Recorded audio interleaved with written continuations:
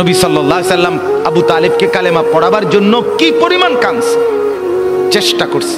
শেষ মুহূর্তে বলছে, চাচা চাচা কালেমাটা পড়েন না চাচা। বলছে না, মানুষের কাছে বেইজ্জতি হব, পড়বো না, মানুষ লজ্জা দিবে।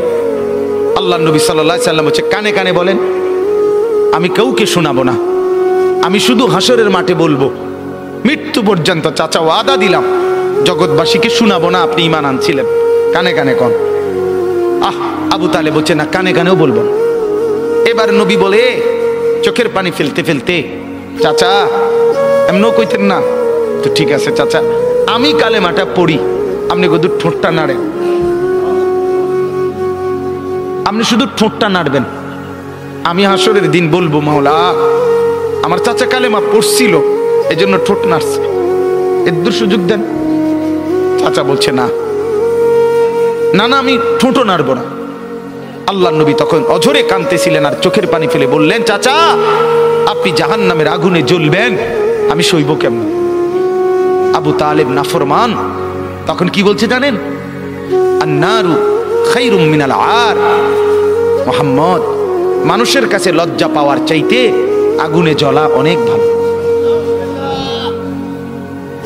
বাপ নিজেদের জিন্দেগিতে একবার ভাইবা দেখেন, আমিও ভাবি আপনিও ভাবেন এমন আচরণ আমার মধ্যে আছে কিনা। 3 দিন ধরে যে বাড়িতে মেয়ের বিয়েতে ছেলের বিয়েতে যে ডেকসেট বাজাইলেন, কারে খুশি করার জন্য? হ্যাঁ, 1 লক্ষ টাকার গেট, এরপরে গায়ে হলুদের এই নগ্ন অনুষ্ঠান কার জন্য করলেন? বেড়া বেড়ি সব যুবক যুবতী সব একই মাইক্রো প্রাইভেট কারের ভিতরে যাতাযাতি করে বহাইয়া একখান থেকে একখানে নিলেন, কার জন্য? পুরা প্যান্ডেলের ভিতরে একসাথে বেড়া বেড়ি একত্রে খায়, নাচে, গায়, ফুর্তি করে, কার জন্য? শুধু সমাজ, সোসাইটি, পরিবেশ, সোসাইটি মেনটেন করছেন, সমাজ মেনটেন করছেন।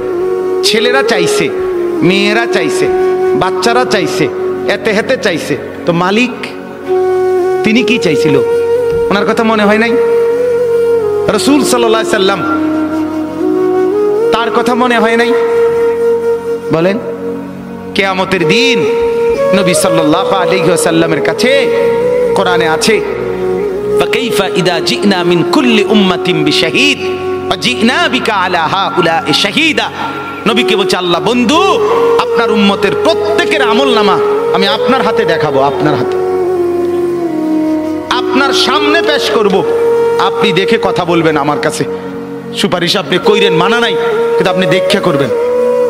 রাসূলুল্লাহ সাল্লাল্লাহু আলাইহি সাল্লাম যদি হাসরের ময়দানে এরকম আমলনামা খুলে উল্টায় আর পৃষ্ঠার পর পৃষ্ঠা দেখে ফজর নাই, জোহর নাই, আসর নাই, মাগরিব নাই, এশা নাই, শনিবার রবিবার, মদ জুয়া, অবৈধ উপার্জন, গান বাদ্য, নাটক, সিনেমা, জিনা, ব্যভিচার, বেহায়া, বেপর্দা সব উল্টায়। আল্লাহ নবী সাল্লাল্লাহু আলাইহি সাল্লাম তখন বলবে, উম্মত কি এটা? উম্মত আমার 23 বছরের এত চোখের পানির কথা একবারও মনে হয় নাই? কি আনছো এটা আমারে? উম্মত তুমি জানো না আমি যে তায়েফের পাথরের আঘাতে পুরা পিঠ চালনির মতো ঝাঁঝরা বানায় ফেলছে আমার? শোনো নাই তুমি? আমারে যে উহুদের ময়দানে দান দান শহীদ করে রক্তাক্ত করছে, তুমি শোনো নাই? আমি যে 14 দিন পেটে ক্ষুধার তাড়নায় পাথর বাঁধছিলাম উম্মত,